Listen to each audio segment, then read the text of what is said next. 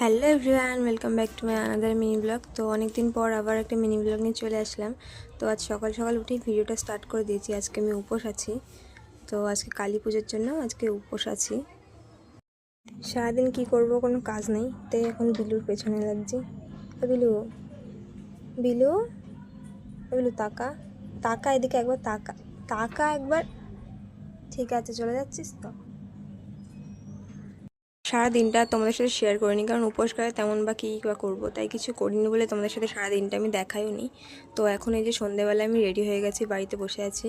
তো এখন আমি যাব মণ্ডপে। এই যে মণ্ডপে আমি যাচ্ছি, আমার বাড়ির থেকে একদম সামনেই, বাড়ির সামনেই মণ্ডপটা। তো মণ্ডপে যাচ্ছি, দেখো সবাই চলে এসছে। আর এখানে বেশিরভাগ জনই উপোস রয়েছে। তো প্রতিবার এতজন উপোস থাকে না, তবে এবার দেখছি একটু বেশিই মানুষ উপোস রয়েছে। আর এই যে আমাদের মন্দিরের মা তারা।